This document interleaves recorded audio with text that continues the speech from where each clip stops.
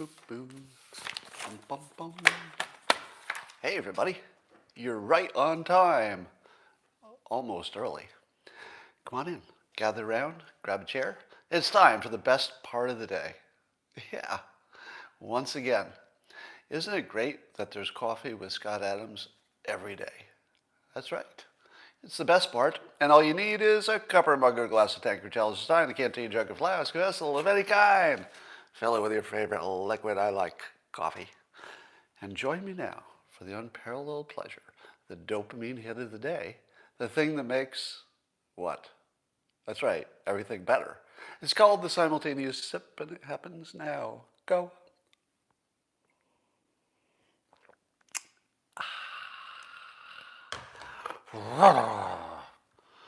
Stretch, everybody. Feels so good. What a day. All right, well, let's start with all the good news. Do you want the good news first? Of course you do. Of course you do.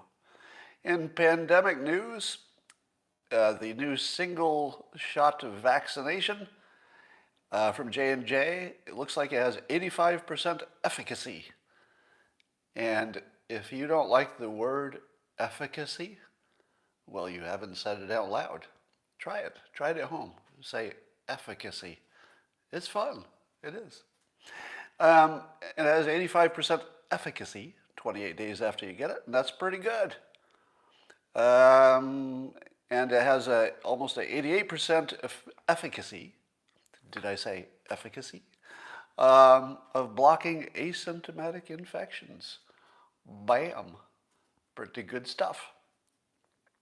Would you take the single shot that gave you 85% efficacy, or would you wait for the double shot that gives you a little bit more? I don't know.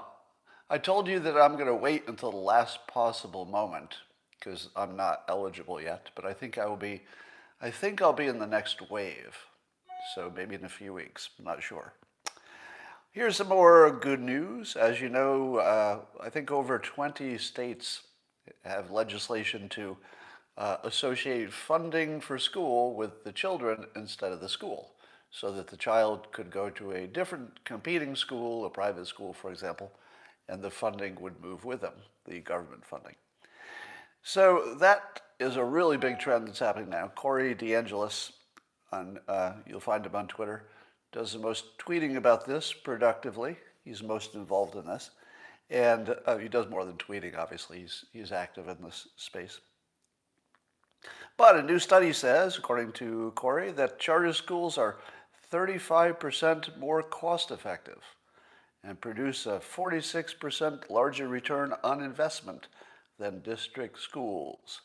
Do you trust that statistic? I don't. You know, this is the sort of statistic that you want to trust because it agrees with you already. I want it to be true that having competition in anything makes things better, just as a general statement. No matter the field, if you add competition to it, it should make things better. So I want it to be true that these charter schools are more cost effective, but then you would also have to factor in what happens to the school they left behind. Did it get worse? What happened to the average? So I don't think things like this can be studied, actually. So I wouldn't totally trust this number, but it does. But at the very least, it can help you size things. So I think, you know, this at least is evidence that charter schools are not worse, but I don't think you could say that numbers such as this, I wouldn't ever trust them to be accurate per se. But if there were some big problem where they spent more money and got less results, you'd probably see it. It'd probably be big enough to see. All right. Digital Doug on Twitter was questioning the fact that the coronavirus numbers in the United States are over 500,000 deaths, whereas regular seasonal flu would be, you know, maybe 10% of that, typically. And Digital Doug says, if you pay hospitals 5 figures for treating the flu, meaning the regular seasonal flu, and 5 figures more for putting patients on respirators, And let's see what the regular flu numbers look like then. So Digital Doug believes that if hospitals were incentivized to record the regular seasonal flu, that there would be 10 times as much death attributed to the regular flu. Does that make sense to you? Now, let me tell you how to think of this argument. If the argument is that financial incentives cause people to code more things as coronavirus, that's a good argument, wouldn't you say? Does anybody disagree with that? That if you, and I say this a million times, if you put friction on something, you'll get less of it. Almost always. Doesn't even matter what you're talking about. You add friction and you get a little less of it. If you add incentives, again, for almost anything, you're going to get more of it. So the argument is that incentives have been added somewhat accidentally because people had good intentions, but there's an incentive to say that something is a COVID infection or a COVID death when maybe it was a gray area, right? Let me tell you how to judge that argument. If there were just as many coronavirus deaths as the regular flu, early on, pretty good argument. Pretty good argument. It doesn't mean it's true, but you'd have to take it seriously. Suppose the corona deaths were 20% more than the regular flu deaths in any year. Then you'd have to take that argument pretty seriously. Because, like I said, you incentivize anything, and it wouldn't be surprising to get 20% more of something that had a financial incentive. You'd all agree with that, right? Getting 20% more, that wouldn't be surprising. But that's not where we are. We're at 10 times more deaths from coronavirus. It's real. This argument used to make sense. I've said it myself. If you incentivize something, you get more of it. But you don't get 10 times more without somebody noticing that there's something up, right? We are way beyond the point where questioning whether coronavirus deaths are real is a rational opinion. It used to be. It used to be a rational opinion, which I think time has shown us did not hold up. But you are not being rational today if you think that the issue is miscounting. We're not even close to that being a reasonable hypothesis, but it was. It was at one point. So I think you need to update your thinking on that. Here's another one. So Ivor Cummins, who you probably see on the internet, tweets a lot about the coronavirus, tweeted a graph today that shows that Sweden's excess deaths are among the lowest in Europe. And the claim is that they did not do as aggressive a lockdown and social distancing, and therefore proof positive that lockdowns and social distancing don't work, according to Ivor or Ivor, I don't know how to pronounce his first name, Cummins. So I just tweeted this right before I came on live here, and I asked the fact checkers to check that. Let me ask you, do you think that that's true? Do you think that when the other people comment on his tweet, do you think they're going to say, oh yeah, we checked the numbers, and these look like the accurate numbers? I would bet against that. Yeah, I'm seeing in the comments there's some disagreement about whether it's true or not. This is the kind of statistic that is just a little suspiciously too on the nose, isn't it? I just don't believe those numbers. Now, by the end of this live stream, I could be changing my mind. In other words, if the people I consider good at fact-checking look at this and they say, wow, yeah, it does look like Sweden is a mystery. They didn't lock down and they got the same result, or better. All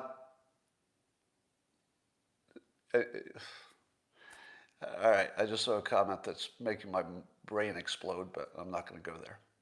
All right. Let's talk about something else.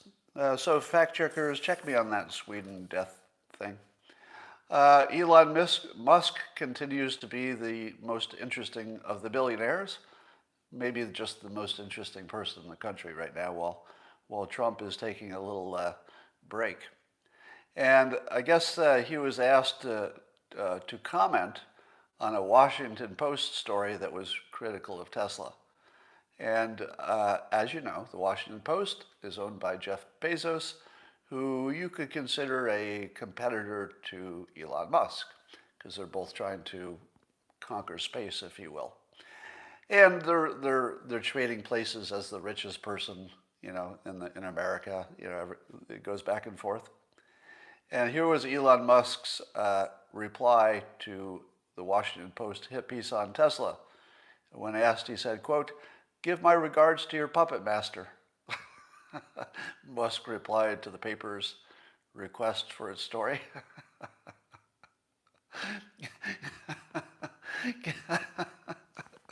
Give my regards to the puppet masters. Now, could there be a more perfect response? If you put together a team of experts in communication and said, all right, team of experts, we're going to have to respond to this. Well, what are you going to do? And the team of experts would have said, well, we'll put out this statement. It'll be, hundreds of words, and it will say, Tesla denies the allegations, and we make good cars, blah, blah, blah, blah, blah, right?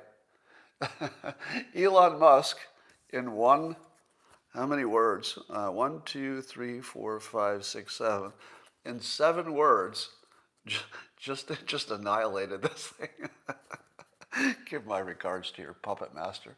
Now, what's beautiful about it is not just the comment that there could be some bias in the story. And by the way, I don't know that the story has any bias. I mean, I'm not alleging that. But as a comment about the story, it's golden. It's just perfect. It's the smallest comment you can make that packs the most powerful punch, because you can't really think of anything but what Elon said, right? You've already forgotten what the story was. I didn't even read the story, but if I had, I would have forgotten it already, because all I'd be thinking is that Elon Musk says the Washington Post are puppets to Bezos. It's just more interesting, right? So what Elon Musk does is he simply does things more interestingly than other people. Fact check me on this. Tesla doesn't do standard marketing, does it? In advertising? Can somebody fact check me on that? I thought that was true, that they don't do regular ads because they don't need it. All you have to do is put a bioweapon defense in your car, and you don't need advertisements. You have something to talk about, right? Yeah, I'm seeing people confirm it. I think that's true.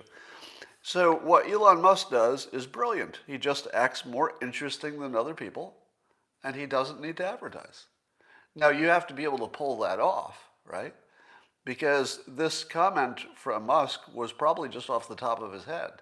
So you can't do that, right? You could try. But being this interesting spontaneously, so that the headlines just go with your interesting comment instead of the thing you're commenting about, that's skill. And maybe you don't have it. All right, Steven Crowder, you know him from Louder on Crowder. I have a question about the story. He said the story this morning was that he had been suspended from Twitter after saying that he can confirm that some people voted at addresses that do not exist. That's his claim. Don't cancel me. Please, please, please, please, don't cancel me. It's not even my opinion. It's his opinion. I'm just talking about it.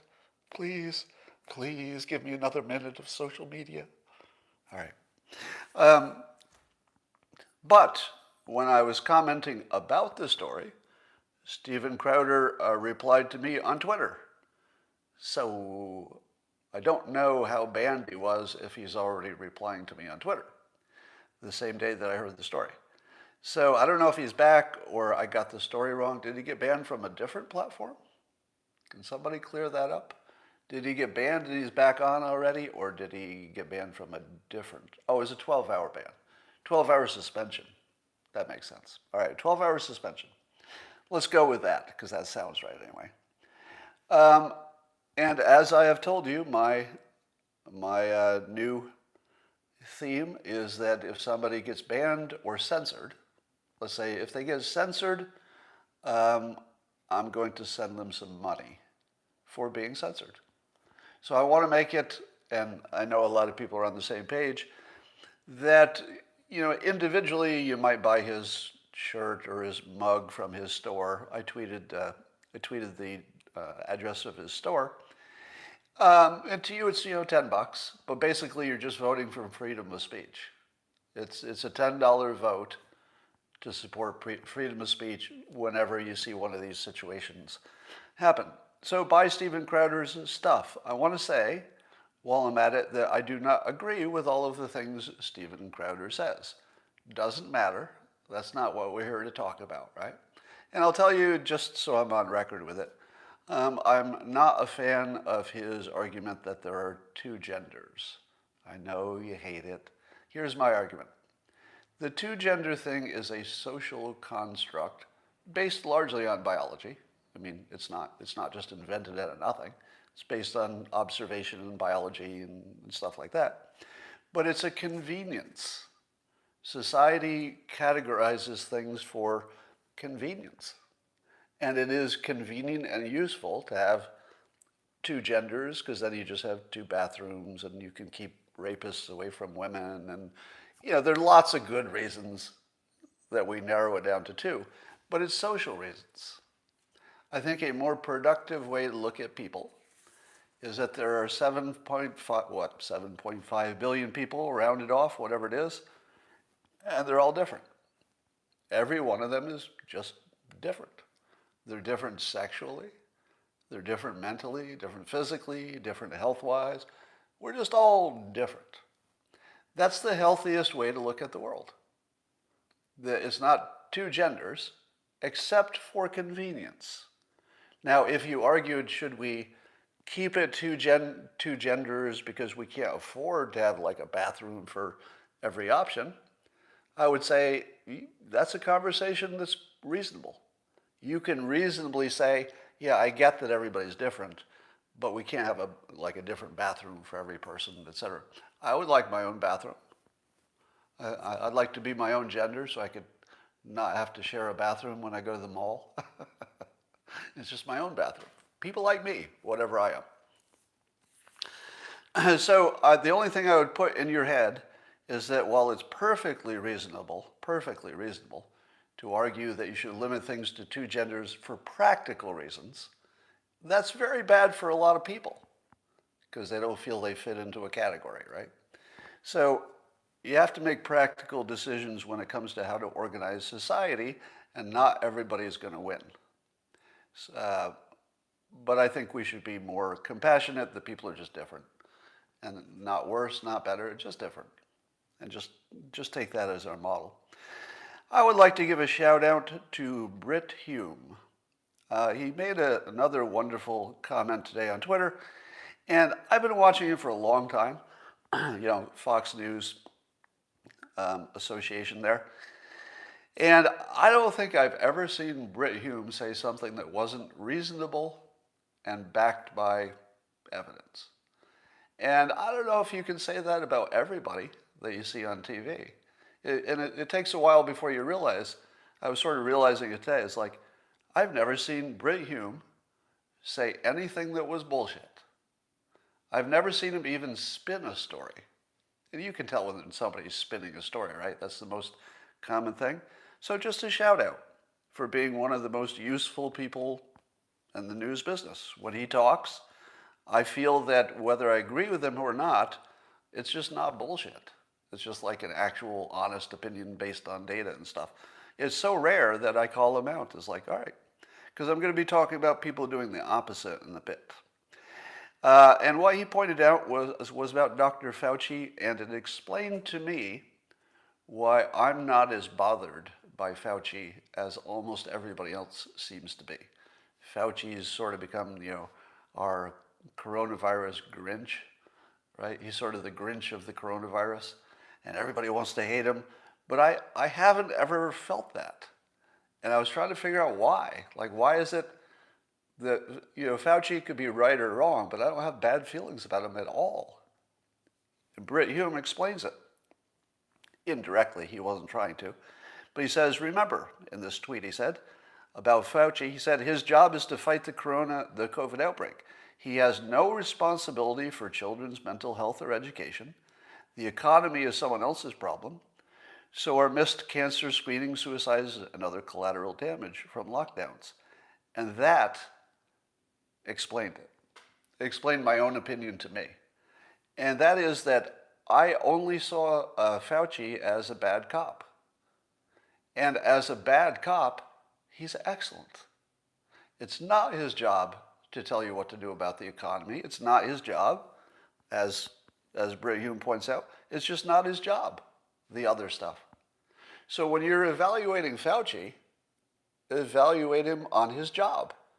But also you're an adult, so you can say it's not the only word on everything. He's not in charge of the economy. He's not in charge of children's suicides, etc. I mean, he cares about those things, obviously. He's a human, and he's American. So of course he cares about those things, you assume. But that's why I'm not bothered by him, because I see him in context. If you see him out of context and you imagine that he is responsible for the economy and those other things, then he would be doing the worst job ever. But he's not. He's only responsible for his little wing, and he's acting exactly like a guy who's responsible for that little wing.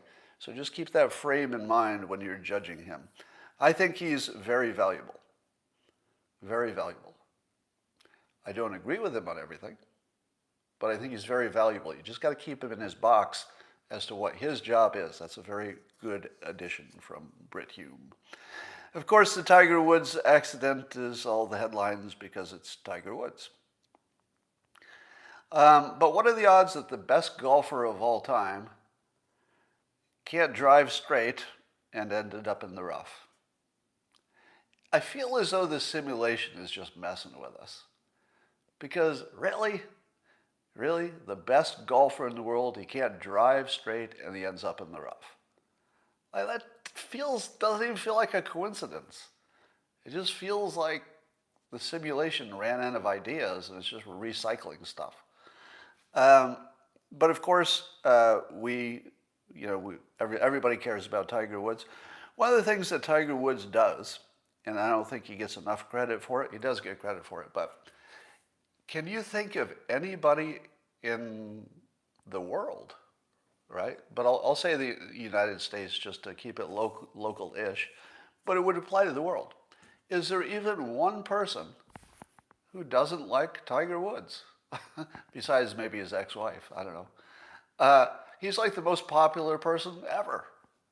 And I think that his contribution to, let's say, social cohesion and any racial stuff, he's one of the most productive, useful, best things that's ever happened to America, just by being good at golf and being, at least partly black, which people see as black. So I don't think we can understate his contribution to the betterment of our social situation, just by being black somewhat and excelling and being such a star and being so likable. I mean, I think he's just good for the world. There was a sports guy who got in trouble, Andy Scholes, because he sort of speculated that painkillers were part of the story, whereas there is no evidence of inebriation, but he hasn't been blood tested yet. I would like to say that maybe Andy Scholes did get a little ahead of himself by speculating that he wasn't surprised about Tiger Woods' accident because Tiger Woods has a history of painkiller use and maybe overuse. I think he went to some rehab for it. But it is premature. It would be premature. Somebody says 7:30 a.m. and he crashed that bad. Well, that could be if he were taking any kind of painkillers because he had pain, and he did have back surgery recently. You would take them at any time of day, right? You take them whenever they were prescribed. So yeah, that could certainly be a factor, but I don't feel like it explains it, does it? How do you explain the extent of the accident, that he went so far? I don't know that, I don't even think drugs can explain it, right? I feel like there's at least one other thing that we don't know about. And even if he has some painkillers in his body, I don't feel like that's what happened. I somebody says he was probably texting. I don't know. Uh, he could have been texting, but if it just looks like something else happened, unless the speed was so high that we're fooled by it. On the plus side, the SUV that he was in, the Genesis GV80, apparently performed well, because the entire front part of the car was crushed, but Tiger survived in a pretty bad accident. So shout out to the makers of the Genesis vehicle. Assuming the vehicle was not part of the accident, it looks like it may have saved his life. So there's some good engineering there. Romney is saying that if Trump ran in 2024, he would easily win the nomination. What do you think about that? Do you think Trump would easily win the nomination? I feel like he would, right? Because you'd have a number of people running, and he would certainly get at least 25% of the vote, just like the last time. And that would be more than any of the others individually got. So just the fact that he's the biggest fish who would be in that lake, the biggest one gets nominated. So it does look like Trump. I would agree with Romney that if he ran again, he'd at least get the nomination. I would be very skeptical that he could win the election. He may be too crippled by the assault on the Capitol, but he could win the nomination.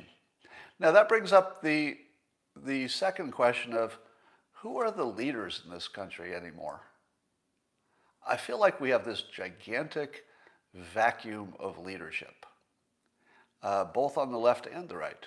Now, there are certainly people that are being talked about for running for president, but none of them have really the kind of star power that we're used to. And maybe it's just the Trump effect. We have an expectation of a certain amount of star power, but maybe that's unrealistic. So here's my take.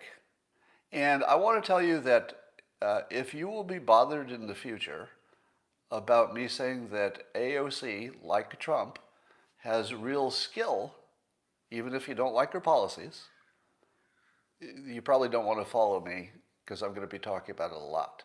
And the reason I'm going to be talking about it a lot is that AOC is the only leader in the country right now. Now, I don't like the things she's talking about in every case. Some of it I do like, actually. But so I'm not agreeing with her policies. But I would say she's the only national leader we have at the moment. I know that's a big statement, but I think it is.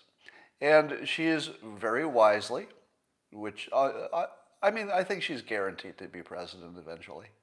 I just don't know when. Here's my prediction. AOC is guaranteed to be president eventually.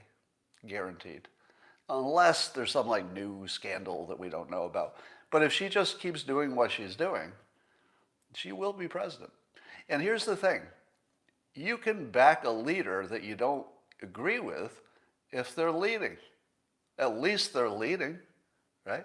I backed Trump, as you know, even though there were a number of things that he wanted to do that I would not agree with, such as deporting 11 million people when he took office, right?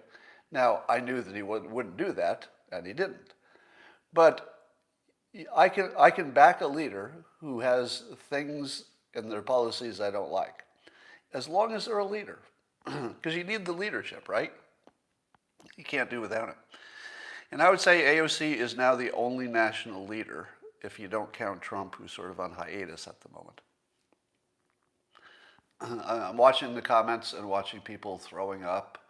People are going into spasms. No, she's not a leader. She's a fake. Calling her a fake isn't saying anything, because all leaders are putting on a show. So she's putting on a show, and if you say to me, but wait, she's fake because she's just putting on a show, I say, what did you think Trump was? He was a guy who was smart enough to know how to put on a show, and it worked. Same skills. All right, so AOC is in the news again because she took on the Biden administration for reopening the Texas migrant facilities, which in the past have been called kids in cages, although the actual cage may be down the road if the numbers keep coming in the way they are. But still, it's a facility where you're locking up kids, and AOC came out publicly, and even though it's her own party, she said this is not okay. And she said, never has been okay, never will be okay, no matter the administration or party, she tweeted. That's leadership. That's leadership. All right, I'm going to delete you. All right, let me give you a rule here. Everybody who says that when I talk about AOC's skill, that I'm really having a crush on her, you're just going to get blocked. Because I don't want to deal with that level of high school mentality, okay? People can be female and also good at leadership. Can we not accept that that's like a thing? So, goodbye to Kent.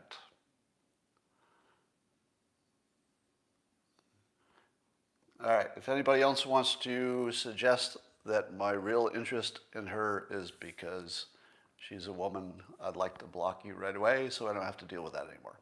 Okay? All right. Who else would you say? I'd like to see in your comments. I've made a claim that some of you don't like, that she's the only national leader at the moment because she's going against her own party. You're not a leader if all you're doing is agreeing with your side. Did Trump always just agree with his side? He didn't. That's partly why there's so much trouble, right? He was always fighting with his own side. If you're not fighting with your own side, in addition to the other side, you're not a leader, you're just a team player, all right? So until you see somebody cross their own party line, you're not talking about a leader. You're just talking about a political hack, basically. So AOC's done it twice in the past week. I forget what the other one was, but we have one leader in the country, like it or not. Give me another name of somebody who would fall into that camp. I'm seeing Rand Paul, Tulsi. Tulsi's a good name, and that.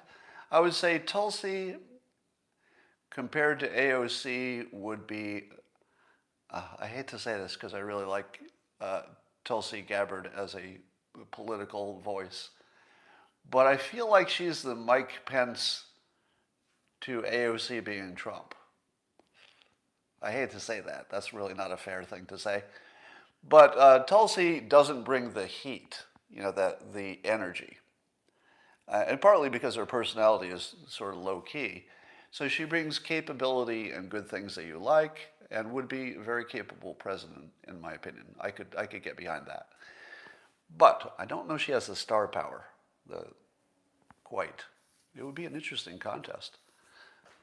How would you like to see a presidential contest someday between Tulsi Gabbard and AOC? Just woman versus woman. That'd be pretty interesting. I could get into that. That would be fun. And maybe time. Maybe it's time for two women to be running for president. That would be the real shakeup, wouldn't it? Somebody says she's charismatic and dangerous, like many evil leaders of the past. So she's added some nuance to what AOC has, to what she's saying about border and getting rid of ICE and opening the borders and stuff, and all of it sounds crazy, right? When you first hear it, you're like, what are you talking about, opening the borders? That's the worst idea I've ever heard in the entire world. But if you actually hear her talk about it in more depth, what she's talking about is figuring out how to do it. And the idea is that there might be a big idea of just rethinking everything that would make aggressive border control not necessary. that it doesn't mean it would be bad for the United States, but there's, the feeling that you could get from where we are to some better place, and we don't know what the path is. Now, what do you think of that? What do you think of the fact that AOC's plan for immigration is we'll do something that nobody's thought of yet, and I haven't thought of it either, but it'll be really good and it'll fix things? What do you think of a plan like that? Is your first thought, oh my God, she doesn't have a plan? There's no plan. Right? That's your first thought. Here's my first thought. That's the leader I want. Now, I'm not saying AOC. I'm saying I want a leader who talks exactly like that. That's exactly what I want to hear. I want to hear that here's where we want to get to, here's where we are, and we have no idea how to get there, but damn it, we're going to figure it out. We're going to figure it out.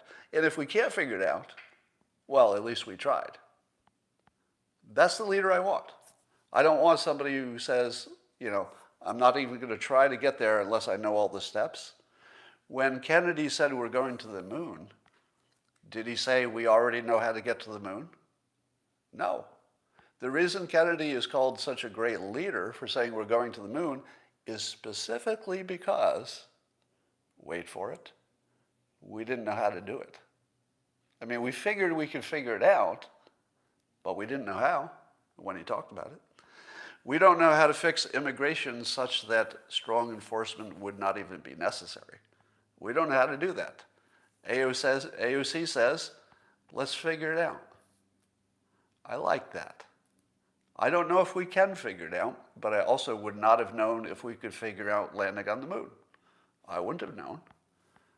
I was somebody who challenges us. AOC challenged the country to figure out how to do this without being cruel to people coming across. Is it impossible? If you say it's impossible, check your thinking. It might be impossible. I can't see a way to do it.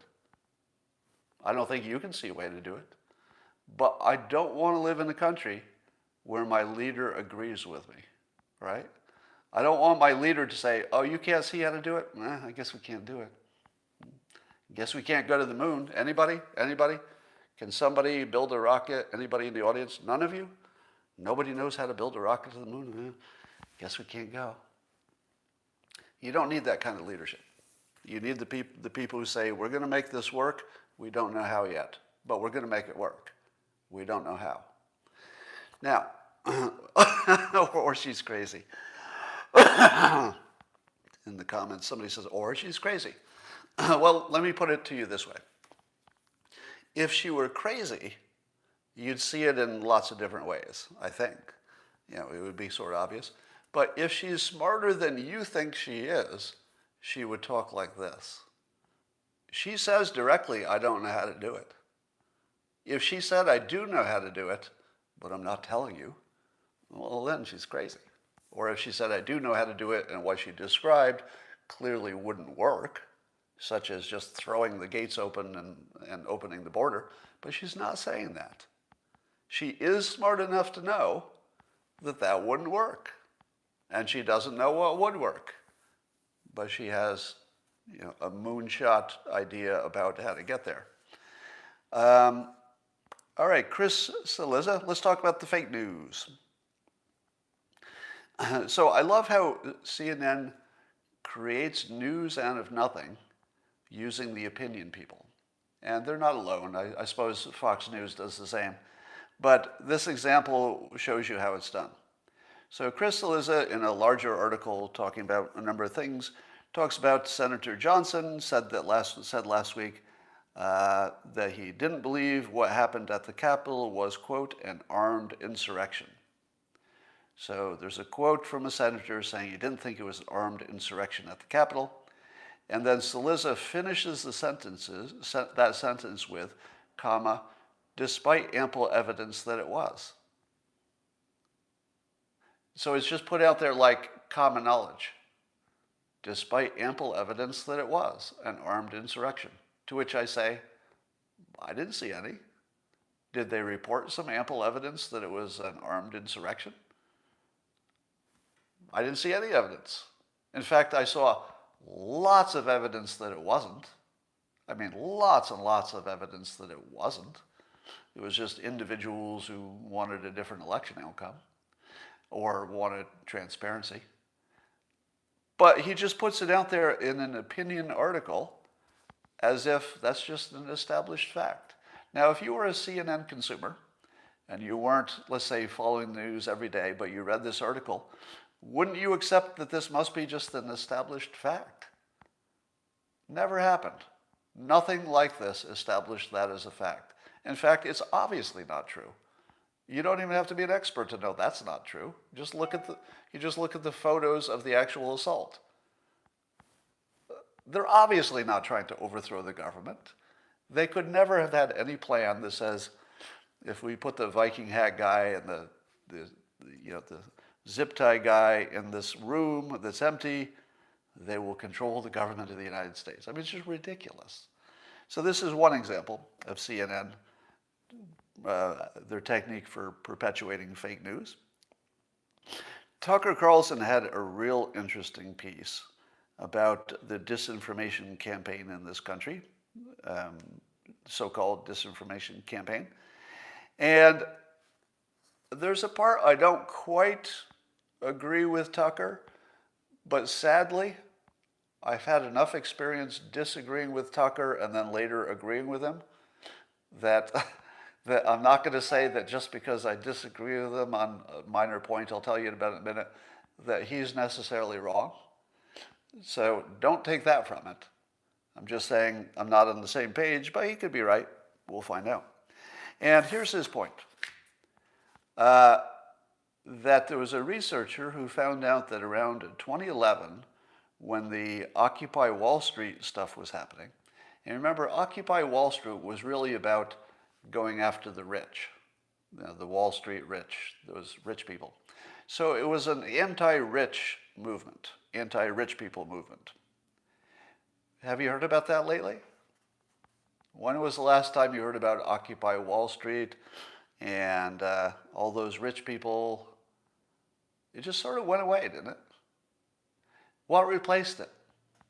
Well, what replaced it is the narrative that the biggest problem in the United States is race. It was just replaced. So instead of going after rich people, it turned into the races going after each other. And how did that happen? How'd that happen? Did it just sort of naturally happen?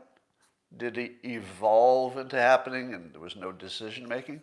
Well, here's where I might be on a different page from Tucker, because the suggestion, or at least what I took from it, I could be misinterpreting it, but I took from Tucker's piece that there was some intention there by important figures who are the puppet masters of our society to make people stop focusing on the rich, because the rich people don't want that, and give you a diversion, something shiny.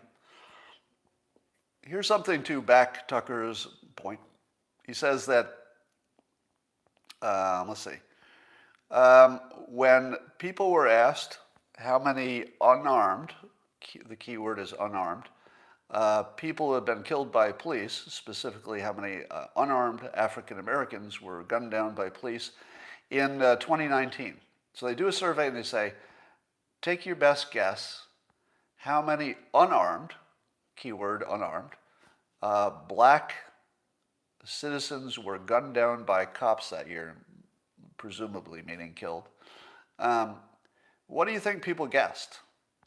Democrats guessed 44% of Democrats, or no, actually 44% of liberals said they believe it was about 1,000 or more per year. That's because they listened to the news and social media. And they believed 44% of liberals, almost half, believe that the number is close to 1,000 or more. Now, let me ask you something. If police were killing 1,000 unarmed black men a year in this country, you couldn't keep me off the street, right? Like I would be in Black Lives Matter, like I would be a charter member, dues paying, Remember, if this number were anywhere near that, you would have to leave your house, you would have to protest, you would have to defund the police. You would have to, if this were even close to true. But of course it's not. The real number is under 30. So liberals think it's 1,000 or more a year. You would act very differently if it were 1,000 or more a year. You would act very differently, right? So you can almost understand why there's this big difference. There's a news black hole, no pun intended, in which liberals just don't know what's happening, and conservatives do. So actually 25% of conservatives even thought that. What? What kind of news are the conservatives watching? Because I don't know any conservative news sites that have reported this incorrectly or suggested that it was anywhere in that range. But even the conservative news talks about what CNN talks about. In other words, the news covers the news. So maybe wherever you watch, you could be misled. But just think how big a deal that is. I mean, and then this question was not asked, but how many liberals believe that President Trump once said that neo-Nazis were fine people? I'll bet it's over 80%. Could be 90%. I'll bet 90% of liberals believe that that fake news actually happened. Most conservatives know it's a hoax. If you look at the full transcript, he said the opposite. But man, it is so clear that the real problem in this country is a disinformation campaign from the media. And it's hard to discount it as unintentional, isn't it? It's really hard to look at this set of facts and say, well, nobody's doing that intentionally. Although I'm not sold that the case has been made that there are shadowy puppet masters. Who are they? What are their names? When did they have a meeting? Did they have a meeting, or did they just know what to do? So that part, I'm not quite buying that it was a plot. But you can buy that it happened.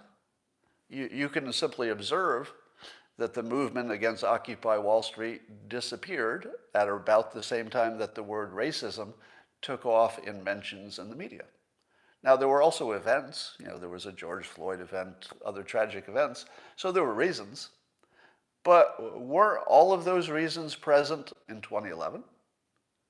Did the country become more bad racist since 2011? I don't think so. I feel like we probably got less racist, just like every single year of the United States. Probably every year of the Republic, people on average have gotten a little less racist. It feels like it to me. Maybe any given year might be different, but over time. So wouldn't you say that racism is probably somewhat less than it was in 2011, when apparently that wasn't even a big issue relative to the Occupy Wall Street issue being bigger? In other news, there's a American Airlines flight that reported a UFO sighting. Doesn't mean it's an alien ship, just unidentified, that looked like a cruise missile that just went over their plane. Now, do you believe that there was an unidentified long tubular object that went right over an airplane that was not known to flight control?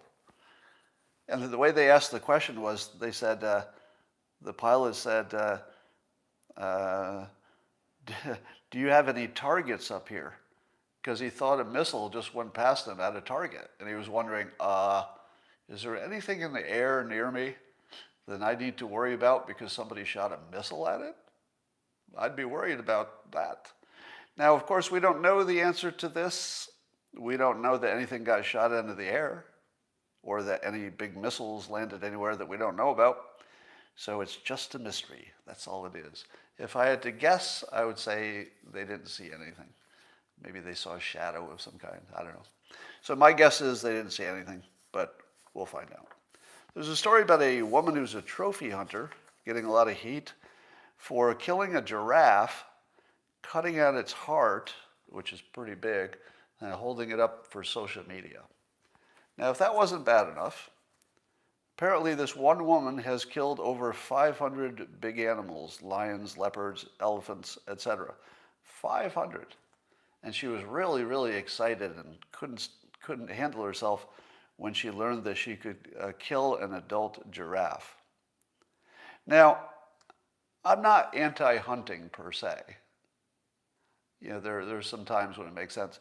And if she had gone big game hunting once or twice, I wouldn't like it, but I'd have a different opinion than if she did it 500 times. If you kill 500 big animals, you're just a serial killer who doesn't want to get in trouble with the law. It feels like that's just a serial killer vibe, doesn't it? I don't know. But she's pretty happy with herself. All right. I also wonder if she owns a pet. Imagine if you had killed 500 mammals for fun. Does she have a dog? Does she? Does she have a dog? Because that dog would be really nervous. I mean, would she ever look at her dog and think to herself, I love my dog, but oh man, it would be fun to kill it. I'd love to just shoot my dog. If you've killed 500 mammals, you don't think she fantasizes about shooting her own dog? If she has one. Anyway, Biden is allegedly, I think we need some confirmation on this story because I saw it in an Asian publication, but apparently Biden is considering an executive order to push alternate supply chains to go around China, specifically for tech stuff like chips and batteries and rare earth stuff. Now, if that's true, that Biden has an EO coming in which we're going to build out a separate supply chain that doesn't involve China, I would be giving Biden a lot of credit for that. Now, I would think that he wouldn't do it if Trump had not gotten the ball rolling in turning the opinion of the United States citizens against China. If Trump had not made it possible for Biden to do this, I don't think he could have. So if this happens, I will give Biden credit because that's the rule, right? If something good happens under his administration, I'm going to give him credit, but we can put an asterisk next to it and say, it wouldn't have happened without Trump, but still Biden has to do it, so he gets credit if he does it. And this would be very important, but I don't know if it's true yet.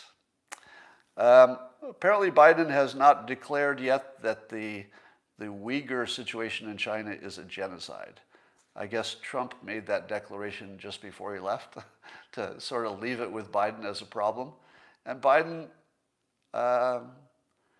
he has not decided to do that.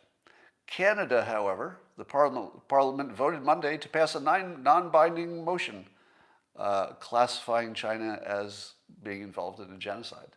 So Canada, good work. United States, look at Canada. Come on. Biden, Canada did it. You can do it. Do it. Do it, Joe. Do it. All right, and I remind you that we are in a war with China, and they're killing 70,000 people a year with fentanyl, which they easily could stop because there's one guy in charge of it. We've already told them who his name is. They know where he is. He's still doing it.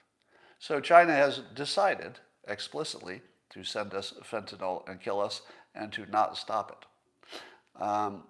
If we sent them some fentanyl their way, it would not be inappropriate, probably not a good idea, but it would not be morally wrong to fight fire with fire. That's just my opinion. That's just my opinion. Somebody says, where is Jack Ma? I don't know. He's got a problem. All right, my next segment called Experts Are Dumb. And I've been having an online conversation with a number of doctors and ER doctors and pediatricians who are very mad at me for having opinions. Oh, they're very mad at me. Because if you've noticed, I am not a doctor. And apparently you can't have doctor-related opinions if you're not one because they'll be pretty mad at you. Pretty mad. But here's what I've learned. The whole question about the seasonal flu, the regular flu, killing 50,000 people a year, which I am skeptical of. I've been learning more about that. And when I hear that children were dying from it, I had some questions. And here's what I've learned. That even if you don't have an underlying problem that has a name to it, the regular flu can kill you if you're a child under specific conditions. And I guess the specific condition is a high viral load with some kind of difference in the architecture of your lungs that would make you somewhat unique, and maybe something about the immune system not being developed. I don't know about that. But that there's something different about the children who die from the flu, both in exposure level and architecture of the lungs. Now, that sort of opens up the question of what it means to be healthy. What's the definition? Would that be a definition of a healthy child dying from the virus when 99.9% of children don't and don't even get close to death? So would you say that that's a healthy child when they can't survive the environment that they are meant to be in? So if you say, yes, that kid is completely healthy, because if they didn't have access to this virus, they'd be fine. But what would you say about a bubble boy? Somebody who, if they left their bubble, almost any kind of infection would kill them. When they're inside the bubble, do you call them healthy? Because they are. They could live out their whole life without a physical problem if they don't get infected. So is that person healthy? See, you can see how the definition of what healthy means is driving the discussion. It's not about what's happening. It's about what you insist is the word you're going to use. That's word thinking, I call it. It's people who think they're arguing, but they're really trying to hold on to a definition or win by defining the word the way that works for them. Here's my definition of healthy. It's different from the medical definition. It's more of a common sense definition. And it goes like this. If you are not capable of surviving the environment for which you are naturally, you're born into, such as just living in the atmosphere, I don't know that I would call that healthy. I would call that somebody who has a major health problem because the normal environment, operating just the way you think it will kill them, but it wouldn't kill 99.9% of people who had exactly the same exposure. I would call that unhealthy by definition. But in a medical sense, if they have not been exposed to the thing that's going to hurt them, doctors are going to say, no, that's perfectly healthy. It's the virus that killed them. That's kind of a definitional problem, isn't it? Aren't we both talking about the same thing? That you need the virus, but you also need the person to have a specific situation going on. And if you call that specific situation perfectly healthy, it just happens to cause you to die if it comes in contact with something that is commonly in your environment, I'm not sure I would call that healthy. So I don't know that there's a disagreement about that other than what word you want to use for it. But on top of that is the question of why we don't hear about people dying of the regular flu when they're allegedly dying in the same numbers as people who die from car accidents and overdoses, and we hear about them all the time. We personally know people who've died from those other things. Almost every adult does. But I don't know anybody who died of regular flu. So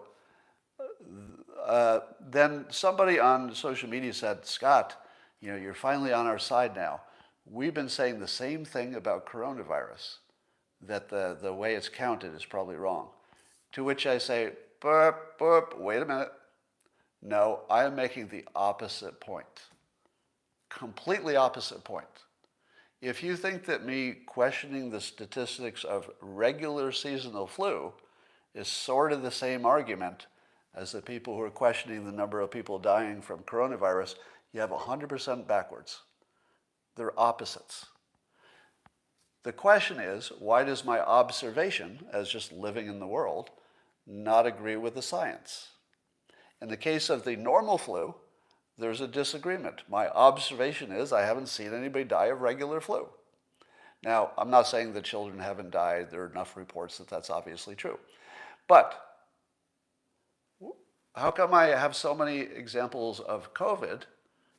I observe people I know who know other people, etc., who have really died of COVID, and there are 500,000 of them. In the case of COVID, the science says a whole bunch of people are dying. My observation is that a whole bunch of people are dying. Completely compatible. Observation and scientific opinion totally match. Now, that doesn't mean they're both right, but at least they match. In the regular flu deaths, my observation is nowhere near the scientific opinion. That's the problem. I'm not making a statement about what the answer is to unravel that. It's a question. It's a legitimate question, meaning I don't have the answer, and I'm not telling you that the question tells you what to think about the answer. If you jump to a conclusion because I ask a question, that's sort of on you, because I'm not jumping to any conclusions. I actually don't know why this mystery endures, that the observation and the science don't match. All right, so let's see, what else we got here? Let me ask you this question just to make it more provocative. If somebody has an allergy to peanuts, and they go forth in the world and they encounter some peanuts and they die, what does the death certificate say? If you are allergic to peanuts, you're exposed to them and then you die. Would the death certificate say killed by peanuts? What do you think? Would the death certificate say that? Killed by peanuts. Cause of death? Peanuts. No. No. But if you got exposed to the virus, let's say the regular seasonal virus, the cause of death would be the virus. But why isn't the cause of death with the peanut the peanut? And the answer to what the death certificate says is anaphylactic, if I'm saying it right, anaphylactic shock, right? That's what the death certificate would say. Now, you need both the person to have a biological genetic propensity, and then you also need the peanut. If you only have one or the other, the person is alive. Both situations. Got to have a peanut, got to have a natural, reaction to it. How's that different from the virus? If you only have the virus, and 99.9% of the people, let's say the seasonal virus, not the coronavirus. If you only have the seasonal virus, and your body is like 99.9% of all other bodies, no problem. It's only when you have both situations, a virus plus a body that by its design or nature can't handle it. So in one case, you say the cause of death is the virus. In the other case, you say it's the reaction to the virus based on peanut plus whatever you naturally have going on. You see that they're handled differently, right? Now, my only point is we're talking about definitions of words. It's not, maybe not a real argument. All right, analogy. Now, an analogy can help you understand a concept, which is what I just did. It doesn't help you win an argument. So it would not be true that therefore peanuts are handled this way, therefore I'm right about viruses. That would be irrational, because it's just two different situations. But if the peanut thing makes you ask the question, hey, if you need two things, the peanut and the person being in a special situation, it helps you think differently about the other one. So helping you think differently is what it does. It's not like a reason. So that's the difference. Why doesn't pointing out hypocrisy work? I don't know the answer to that, except I'll speculate. And I've said forever that pointing out somebody's hypocrisy never makes them change their mind. And the reason is they know they're doing it. So the people who are being hypocritical, they know they're being hypocritical. They're doing it because they're taking a side. They're on a team. So if you point out to somebody, hey, you're being hypocritical, you're not telling them something they don't know. You have not introduced new information. They never meant to be serious. They're just making an argument because they think it might work. That's all. That's all. So, yeah, hypocrisy, pointing it out will never change anybody's opinion. I've never seen it. Have you?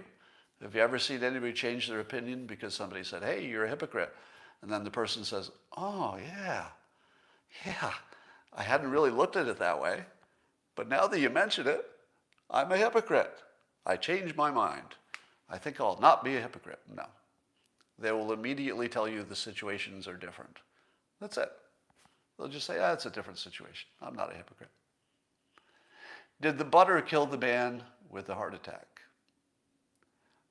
Butter's good for you. You have to use a better example. We used to think butter was bad, but we learned it is not. I believe that's the current science is that butter is not bad for you. All right. Like eating meat, but being against killing giraffes is hypocrisy. Yeah, so I don't eat meat, so I can say anything I want about giraffes. But I don't think that the game hunting and big game hunting and killing animals for food, that is not the same thing. Yeah, I could certainly understand that you have to kill something to eat. That's different. No meat for you? Why? The only reason I don't eat meat is because I don't digest it well. I do eat some fish, but I don't love it. I just do it for the health benefits. All right. Somebody says, big game hunting supports big game. Well, the experts, based on reading about it this morning, a lot of experts are saying that that is a ridiculous argument and that big game hunting does not support big game. There's an argument that it does, but smart people say that's a ridiculous argument. I don't know who's right, but it doesn't sound like a good argument to me. Somebody says, let's see, Robo Steve says, Scott, tying himself in knots, trying to defend his nonsense. Is that a reason? Is that a good comment right there? Tying myself in knots, trying to defend my reasons. Let me tell you, if you think, let me ask the rest of you here. Many of you disagree with me on lots of different things, which is part of the fun of coming here, right? If you agreed with me all the time, I don't know, it would be as much fun. But would you say, for the benefit of Steve here, that even when you disagree with me, am I irrational often? Are my arguments unreasonable? Even when you disagree with me, don't you think that at least the argument's got some merit? I mean, you might think I have a fact wrong, or maybe you think I haven't considered everything. But do you think my arguments are twisted in pretzels? It's hard to know based on the comments whether people just agree with me and so therefore I look brilliant. If you agree with somebody, they look brilliant in general. Yeah, I would like to suggest that whoever says I'm tying myself in pretzels with my argument, I'm not saying I'm right all the time or anything like that. But I don't think you'll find the arguments are too irrational. And when they are, people point it out, and sometimes I adjust. All right. Somebody says, sometimes you can say, maybe I got that wrong, though. That flu thing was like a pretzel. Well, give me an example. See, here's my contention, that those of you who are having and whoever says sophistry as well, those of you who say that's sophistry or you're twisted in pretzels, my observation of living life and being a trained hypnotist is that those people are experiencing cognitive dissonance. And that's exactly what it feels like. So if your take on my argument was, well, I understand your argument, Scott, but I disagree with it because of this reason or this fact or this priority, you probably are not experiencing cognitive dissonance. You're a person with a different opinion. If you listened to my opinion on the regular flu stuff and you concluded that it didn't make sense, that it was all like pretzel-y and sophistry, you are almost certainly experiencing cognitive dissonance. And the reason I point that out is look at the other people's comments. When you see, let's say, I'll just pick a number for argument, 75% of the people say, I completely understand your argument, even if I don't agree with it. And then 25% say, I think your argument is pretzel logic and sophistry. Almost always you can depend on those people being the cognitive dissonance ones, and the people who say, I see the argument, but sometimes I disagree with it, this reason or that. Probably just different opinion. All right. So that's all I got for you. And now I take my leave, and I will talk to you tomorrow. Bye for now. All right, YouTubers, I've got an extra minute. By the way, on YouTube, I'll just tell you guys, I created yesterday on the Locals platform, subscription service, a lesson on how to become a cartoonist. Now, separately, I'll do a lesson on how to draw a cartoon, but the business side and what tools to use and how to think about it and how to break into the business and sort of the general setup of how someone would become a cartoonist is now on the Locals platform, locals.com, just search for my name. And the reason I did it is not because I think a lot of people want to become cartoonists. What you'll find is a whole lot of non-obvious suggestions, which I think you'll find interesting, just the non-obvious ones. And it'll also give you an idea about breaking into any kind of field that is unfamiliar. So if you look at the concepts that I talk about with cartooning, really? Richard McCarthy, did you really just send me $100? You're a saint. You know, I have to say that it's weird. No, it would not be telling you something you don't know that I'm rich. The Dilbert cartoon did a good job for me. And I don't do this because of the money, right? But I do monetize. And that does make me work harder. I'm pretty sure that I do more work because it's monetized. Actually, I'm positive. There's no doubt about it.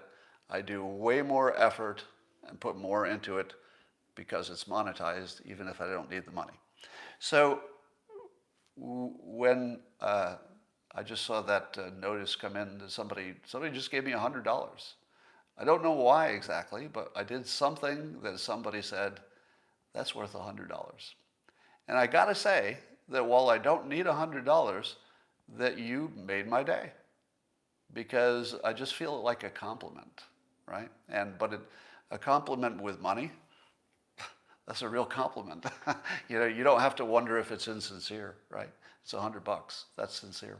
So thank you for that. That actually moved me because it's just a vote of confidence, and I appreciate it. I appreciate it very much. And I'm going to end on that happy note. So thank you.